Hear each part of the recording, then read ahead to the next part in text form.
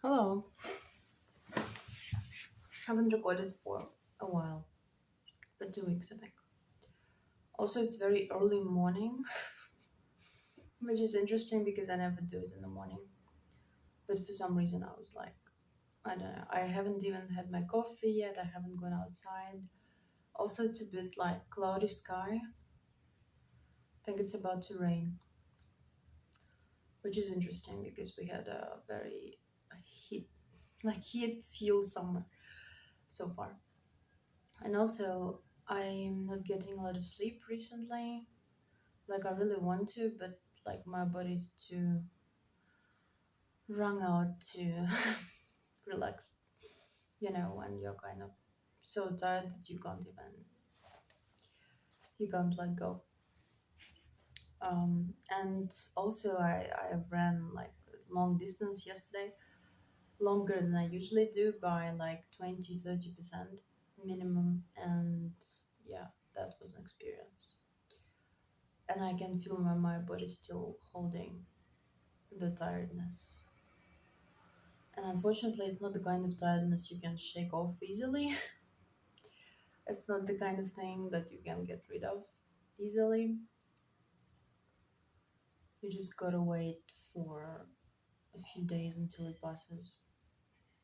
I mean, there are means of relieving it, yoga, stretching, and so on. But yeah. But also, I don't know, what do you feel? But what I feel is that from the second half of July, things kind of changed. Like, I don't know. I want to say in the universe, but maybe that's silly, but I feel like from the second half of July, they really.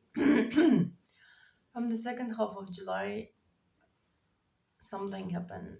Like, there is more like crazy action energy, and be in the action energy, be visible, be insistent, go for it, that kind of thing.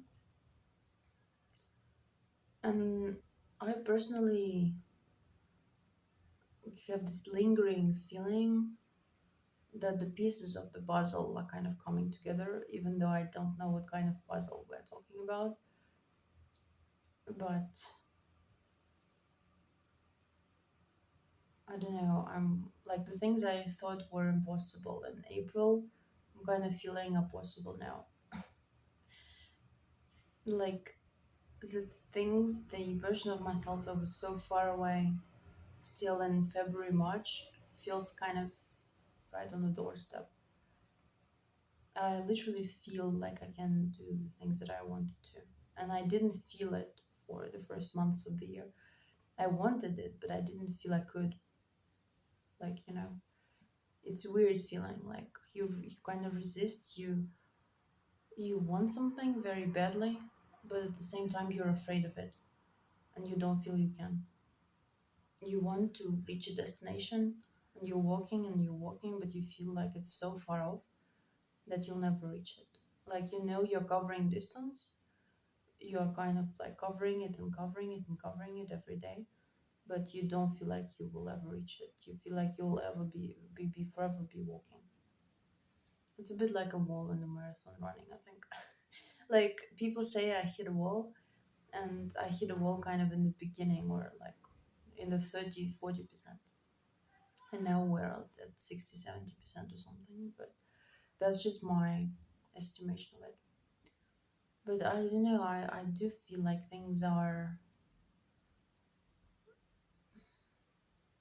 like I'm kind of pulling things together, and I'm kind of having the courage again to do stuff, and having the courage to say what I think, and having the courage to face the stuff that I did wrong before. And yeah, when something kind of opens in you, you start, um, mm, I don't know, revisiting situations, and you start speaking from a different place also. Like for me, it's a very distinct thing where you speak from a place of wanting to please a person, or you speak from a place inside you, like the truth place, kind of.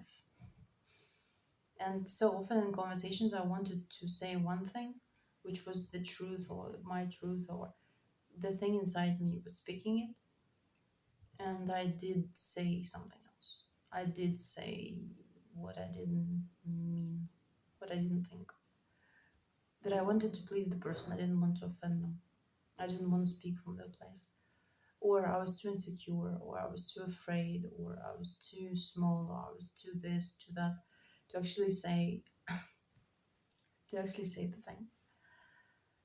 Um, and I'm kind of, I don't know, like I'm just, yeah, in a good place creatively, meaning like this creative channel is kind of open and kind of functioning. And even though I'm tired, real tired, it's still there. It's always there.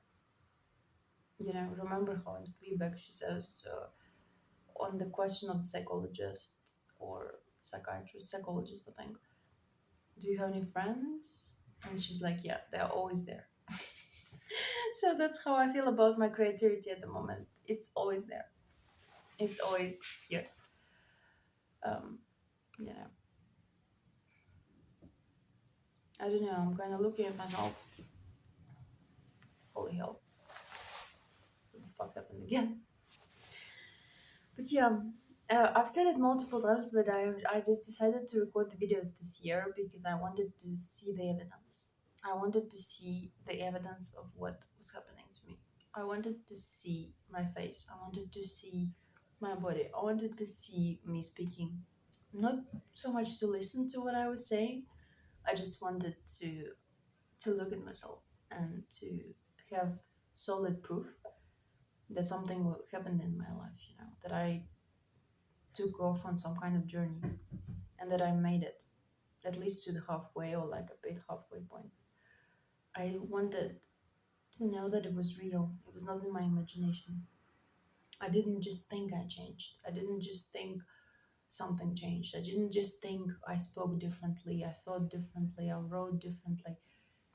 Yeah, I didn't want it all to be in my own imagination. Because so many times before in life I thought I changed, but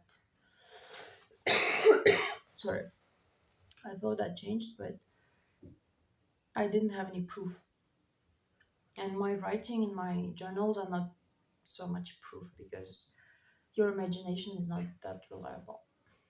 And your writing is not that, you know, like I couldn't feel it in my writing. Have I changed or have I not? If I read myself like a year ago, 2 years ago, but on the video it's undeniable.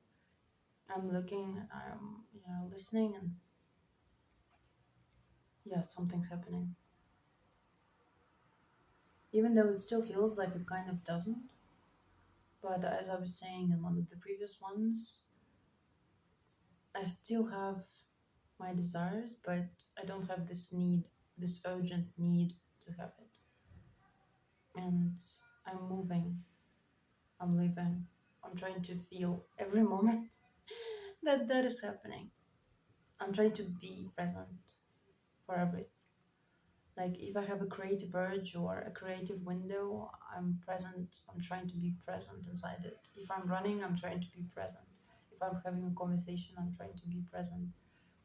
Recently, I was having a conversation and I was not trusting myself to not be defensive or joke around or not say the serious thing or like the thing that I really meant. And a really weird thing happened. I didn't respond right away. I just kind of laid the phone down, and then I was in meditation this evening, that evening, sorry, and like I don't know when at a certain moment during the meditation I kind of felt like I could respond, and I responded from inside myself.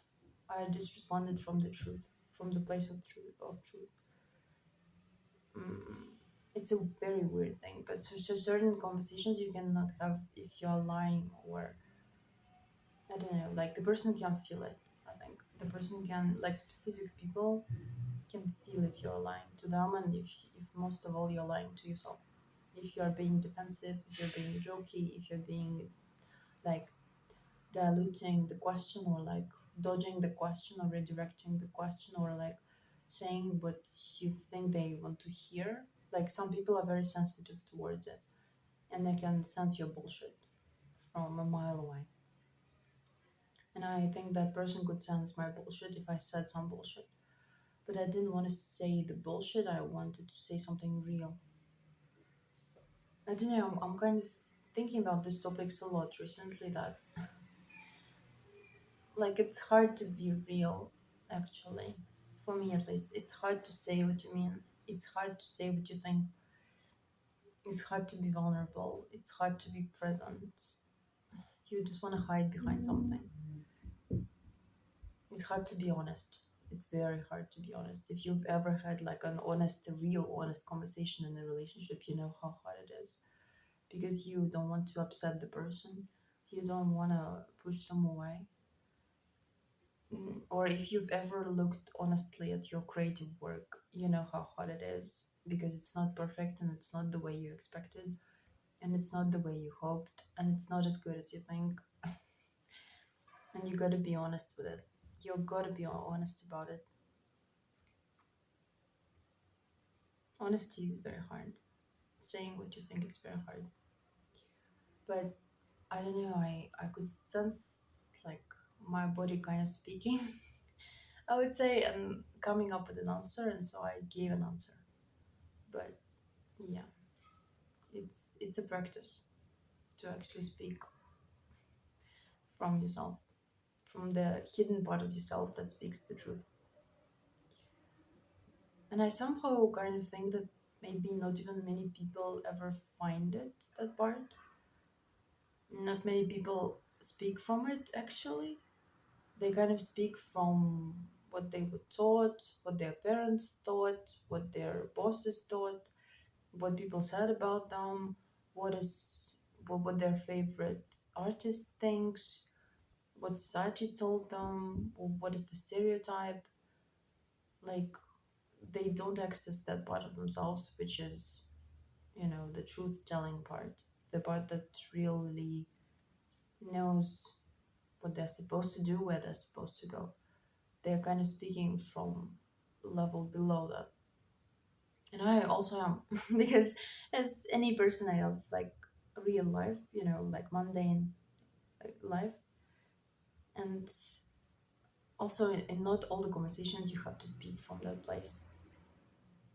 But I do think that all the most like spiritual people, and people who are most developed in that sense, they kind of have permanent access to that place, and they do not sugarcoat it. They do not pity other people. They do not um, try to soften it, accommodate it, to um, dilute it, to minimize it. They just access that place of truth inside of them and speak from it. And it's hard. And for them, it's not. Like when I'm listening to those people, I can tell that it's not that hard to access that place. And I also do think that any person who had any kind of big, realization or trouble or achievement or something big, they also access that place more easily, and they speak from the place more easily. And that's why millions listen to them, because they have gone through something, and they have realized that their link to that voice inside themselves is so strong. And the same man whose book I was recently reading, David Goggins, also says that his internal voice, his internal monologue, his internal struggle, and this voice inside him that said that he could do everything, and that he could accomplish anything he wanted. Like that place inside of him that he could access, because he had so many trials and so many hard things. That is the basis for everything. That is the thing that is always with him. Like I don't think he said it in those precise words, but in his book is very clear that he is not applying on anything outside of him. He's only applying on what's inside. He's only like he's only at times, very often, his only ally is this voice inside. His only, I don't know, thing is then there's this place which says that he can. And yeah, maybe I'm speaking because of it because I had an encounter with kind of that voice yesterday, or during the very long running, because yeah, I don't often hear it, despite the creativity, despite everything. Like most people, I'm like, clouded by whatever I have to do, whatever is the worry, whatever is the stress, whatever is the plan for today or for the week or whatever. Like by all the news, by all the people asking me different stuff. But yeah, I don't often encounter that deep inner voice. Like creativity is a very good thing to connect to it, but creativity is also channeling something else. Like when you have a story, when you have an idea, when you have something, it's not necessarily your inner voice of truth that it's speaking. It's not about you. Like the story you're writing is not about you. That's very clear. It's about those people who are in the story and the ideas that you are channeling onto the page. The story is not about you. But I don't often encounter that deep inner voice. But yesterday during the long run I did.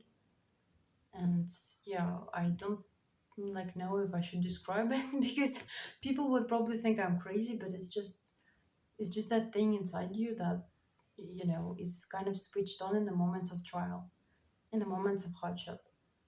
And it's a very deep part of you because usually the rational thinking and everything overrides it. And usually your critical mind also overrides it. And usually you just take action from the place of habit and the place of routine and the place of discipline. And you don't often encounter that voice. That place where there is no fear, also, which is very important. There is no fear. And there is this, not confidence, which is another thought. It's not confidence. This voice is not confident. He doesn't like say, I'm rooting for you, you're the greatest, you are so talented, you are this and you are that, and you will get this and you will like do that. This voice is just, it has this certainty about it. Not confidence, but certainty. Those are different things. This voice is certain that something will happen to you. You will make something happen.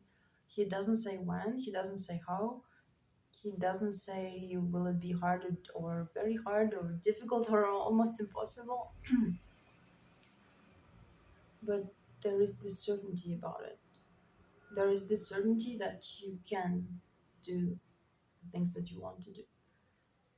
And it won't even argue with you, it won't accept any arguments against it, it won't, it just, it, that voice is not entering into any discussions. Like I think inside every person there is a place where you just know that you can do that, and you just know that you are destined for something or like something is for you, and that place is so certain that like it doesn't there's no argument there. There's no argumenting, there is no like deciding or I'm searching for the word and I've forgotten it. Great. Proving. Yeah, there is no proving of anything. This place is just certain about you, and it's nice to find it sometimes.